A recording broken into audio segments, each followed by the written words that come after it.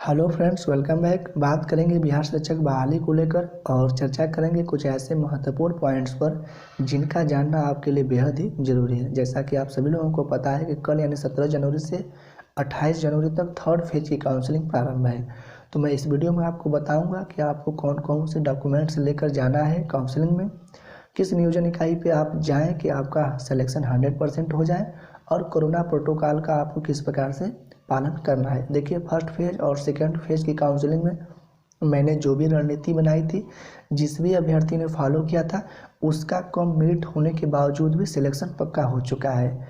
आप लोग भी इस वीडियो के माध्यम से, इस रणनीति के माध्यम से अगर आप लोग काउंसलिंग स्तर पर जाते हैं, नियोजन इकाई में जाते हैं, तो आपका भी सिलेक्शन 100% होगा।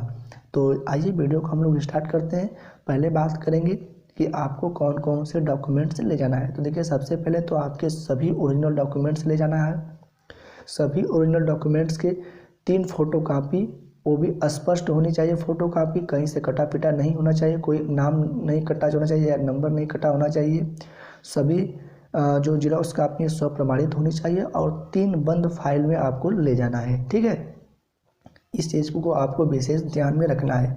अगर आप किसी विशेष कैटेगरी के हैं तो उस कैटेगरी का सर्टिफिकेट होना चाहिए और आपको समय से काउंसलिंग स्तर पे पहुंच जाना है। दूसरी बात करेंगे हम लोग कोरोना प्रोटोकॉल की। तो देखिए, कोरोना प्रोटोकॉल में आपको 2 गज की दूरी, मास्क, हैंड सैनिटाइजर और हैंड ग्लव्स, इन सभी चीज़ों को आपको लेकर जाना है।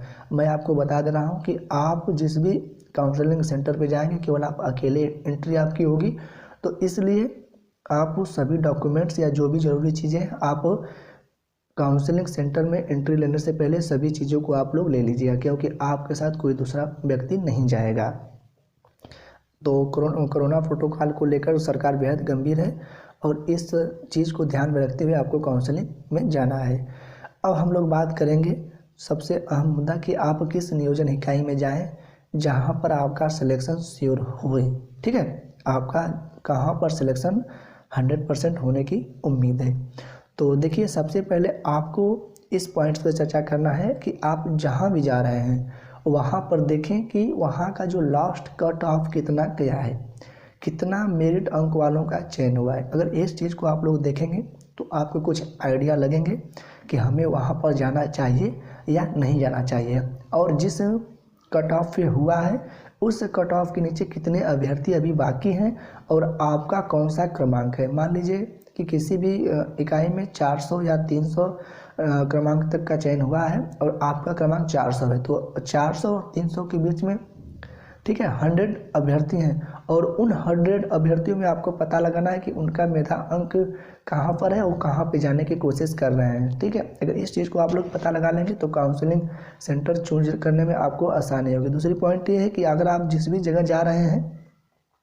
अगर आपसे अधिक मेधा अंक वाला अभ्यर्थी, अगर आप उसको जानते हैं कि वो भी वहाँ पे ही जाने वाला है, अगर इस चीज़ को आप पहले ही स्पष्ट कर लेंगे तो आप उस सेंटर पे नहीं जाइएगा और वहाँ पे जो सीट है, सीट के हिसाब से अभ्यर्थी अगर पहुँच चुके हैं तो आप उसका चयन नहीं कीजिएगा।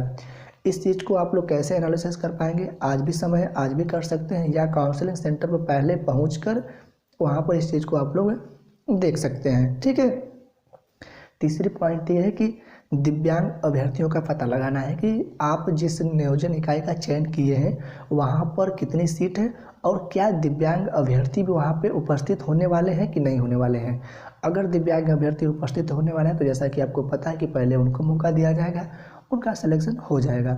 तो इस चीज़ को देखकर आपको सेंटर पे जाना है। देखिए, चौथा पॉइंट सबसे अहम पॉइंट्स है कि आपसे कम मेधा अंक वाले का चयन किस इकाई में हुआ है। अगर इस चीज़ को आप लोगों ने फॉलो कर लिया और इसका एनालिसिस कर लिया तो आप केवल एक ही सेंटर पे जाएंगे और आपका वहाँ पे सिलेक्शन 100% होगा।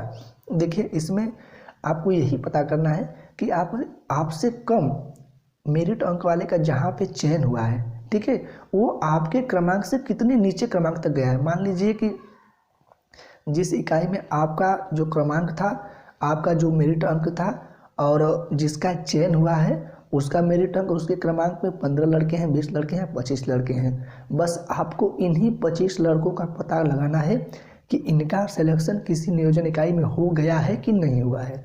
इस चीज़ को आप पता अच्छी तरह से लगा सकते हैं। जो सिलेक्शन लिस्ट है ज़िले वाइज है, आपको वेबसाइट पे मिल जाएगी, वहाँ से डाउनलोड करेंगे और वहाँ पे सभी अभ्यर्थियों के नाम को आप लोग सर्च करेंगे, आपको मिल जाएगा। इसमें बहुत ज़्यादा समय नहीं लगेगा। अगर आप ऐसा करते हैं तो ये तो आपको एक ही नियोजन इकाई पे जाएंगे, वहाँ पे सिलेक्शन आपका श्योर है। क्योंकि बहुत से ऐसे नियोजन इकाई हैं जहाँ पे अभ्यर्थी नहीं गए थे, वहाँ पे उन कम मेरिट वालों का चयन हो चुका है और अधिक मेरिट वाले जहाँ पे अभ्यर्थी पहुँचे थे वहाँ पे उनका सिलेक्शन ही नहीं हुआ है। आप देखेंगे बहुत से ऐसे नियोजन इकाई होंगी जहाँ पर आपसे कम मेधा अंक वाले का चयन हुआ है। तो इस पॉइंट को आप लोग अच्छे से एनालिसिस कर लेते हैं तो आपकी एक सीट पक्की है। अब अगला पॉइंट है कि सीट और नियोजन इकाई कहाँ पर अधिक है, कहाँ पर नियोजन इकाइयों की संख्या अधिक है और सीटों की संख्या अधिक है, उस काउंसलिंग सेंटर का पर जाने की कोशिश करें।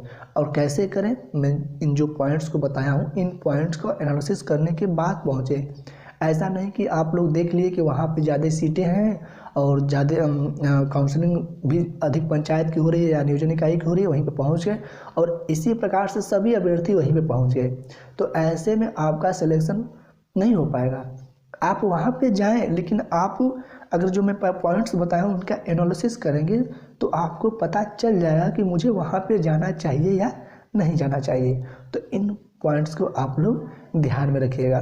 नेक्स्ट पॉइंट है कि आउट एरिया, ठीक है, आउट एरियाज में आप लोग देखेंगे तो अभ्यर्थी नहीं जाते हैं, लेकिन वहाँ पर भी जाने के लिए आपको एनालिसिस करना पड़ेगा कि वहाँ पे कितना मेधा अंक वाले का चयन हुआ है, कितने का नहीं हुआ है, और मेरे और जिसका चयन हुआ है उसके बीच में कितने अभ्यर्थी हैं, और जो अभ्यर्थी हैं उनका चयन किसी अदर नियोजन इकाई में हो चुका है या नहीं हो चुका है। अगर नहीं हुआ है तो वे कहाँ पे जा रहे हैं और कहाँ पे नहीं जा रहे हैं, वहाँ पे कोई दिव्यांग अभ्यर्थी है या नहीं है। तो इन सभी पॉइंट्स का एनालिसिस करेंगे आप और काउंसलिंग सेंटर पे जाएंगे, आपका 100% सिलेक्शन होगा। आई होप कि आपको समझ में आ गया होगा कि मुझे कहाँ जाना चाहिए और कहाँ नहीं जाना चाहिए। देखिए, आप ही जानते हैं कि आपका सिलेक्शन कहाँ पे होगा, कोई दूसरा नहीं। बस हम आपको एक रणनीति बता रहे हैं, सिलेक्शन वाली चर्चा कर रहे हैं, जिससे कि आपको कुछ सहारा मिले, आप डिसीजन ले सकें कि आपको किस काउंसलिंग सेंटर पे जाना है। देखिए, इसके बाद कोई काउंसलिंग नहीं होगी, इसके बाद नियुक्ति पत्र का डेट आ चुका है, नियुक्ति पत्र मिलेगा। अगर इसमें किसी भी नियोजन इकाई का या कोई भी फर्जी अभ्यर्थी पकड़ा जाता है या किसी इकाई का काउंसलिंग रद्द होती है तो वो काउंसलिंग फिर सीधे 7वें चरण में चली जाएगी। अब इसके बाद कोई काउंसलिंग नहीं होगी। तो इस चीज़ को आप लोग ध्यान में रखिएगा। कोरोना प्रोटोकॉल का विशेष ध्यान रखते हुए फर्जी कैंडिडेट नहीं जाएंगे, क्योंकि अगर फर्जी कैंडिडेट जाते हैं तो वो हो सकता है 7वें चरण के लिए भी बैन हो सकते हैं। तो इस पॉइंट्स को आप लोग बेहद ही ध्यान में रखकर काउंसलिंग सेंटर पे जाइएगा। आई होप कि आपका सिलेक्शन श्योर होगा, क्योंकि सीटें बहुत हैं, अभ्यर्थी बहुत कम है। बस आपको हिम्मत के साथ, पॉजिटिव सोच के साथ काउंसलिंग सेंटर पे जाना है। मैं एक वीडियो और बनाऊंगा सिलेक्शन से ही लेकर, जो कि वो भी आपको बहुत ही महत्वपूर्ण करेंगी। फिलहाल आपके पास बहुत समय है, मैं इन सभी पॉइंट्स पे आप लोग चर्चा कीजिए, विशेष तौर से एनालिसिस कीजिए, जिससे कि आपका सिलेक्शन होने में मदद मिलेगी। जय हिंद, वंदे मातरम।